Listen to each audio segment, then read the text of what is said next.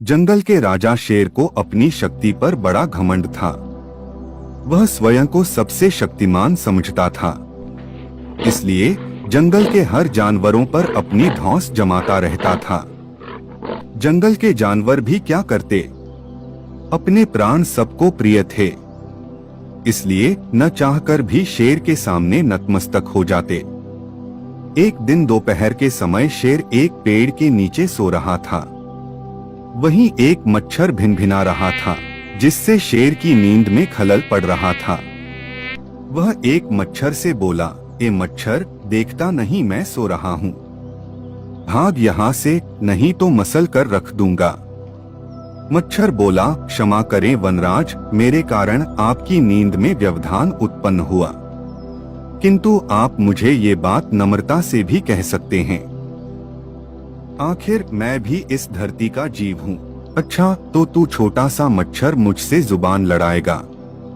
और क्या गलत कहा मैंने? तुम मच्छर हो ही ऐसे कि कोई भी तुम्हें यूं मसल दे। मैं तो ये बार बार कहूंगा, क्या बिगाड़ लोगे तुम मेरा? मच्छर को शेर की बात और व्यवहार बहुत बुरा लगा। वह अपने साथी मच्छरों के पास गया और उन्हें सारी बताई। सभी मच्छरों को शेर की बात चुभ गई।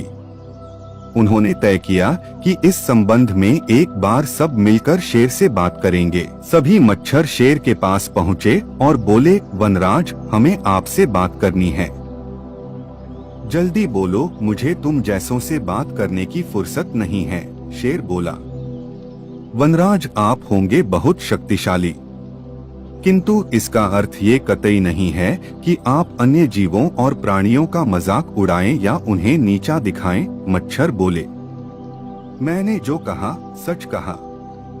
मैं सबसे शक्तिशाली हूँ और मुझे कोई हरा नहीं सकता। घमंड में चूर शेर गर्जा। ऐसा नहीं है। अगर आप शक्तिशाली हैं तो हम में भी इतना सामर्थ्य है कि आवश्यकता पड़ने पर हम किसी का भी सामना कर सकते हैं और उसे हरा सकते हैं। हम आपको भी हरा सकते हैं। मच्छर भी चुप न रहे। यह सुनकर शेर हंसते हुए बोला, तुम लोग मुझे हराओगे? तुम लोगों की इतनी हिम्मत कि मेरे सामने आकर ये बात कहो। मेरी शक्ति का अंदाजा नहीं है तुम्हें, अन्यथा ऐसा कभी नहीं कहते। अभी भी समय है, भाग जाओ यहाँ से, नहीं तो कोई नहीं बचेगा। शेर के घमंड ने मच्छरों को क्रुद्ध कर दिया। उन्होंने ठान लिया कि इस शेर को मजा चखा कर ही रहेंगे। वे सारे एकजुट हुए और शेर पर टूट पड़े। वे जगह जगह उसे काटने लगे। वह दर्द से कराह उठा। इतने सारे मच्छरों का सामना करना उसके बस के बाहर हो गया। वह दर्द से चीखता हुआ वहां से भागा, लेकिन मच्छरों ने उसका पीछा नहीं छोड़ा। वह जहां भी जाता वे भी उसके पीछे जाते और उसे काटते। आखिरकार शेर को झुकना पड़ा।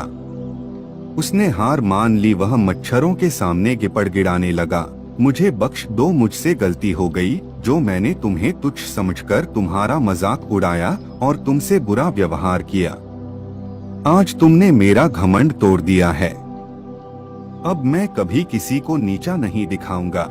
मच्छरों ने शेर को सबक सिखा दिया था, इसलिए उन्होंने उसे काटना बंद कर दिया। वे बोले, घमंडी का घमंड कभी न कभी अवश्य टूटता है। आज तुम्हारा टूटा है। घमंड करना छोड़ दो, अन्यथा एक दिन ये तुम्हें ले डूबेगा। और कभी किसी प्राणी को नीचा मत समझो। हर किसी का अपना सामर्थ्य और शक्ति होती है। शेर तौबा करते हुए वहां से भाग गया। शिक्षा घमंडी का सिर नीचा।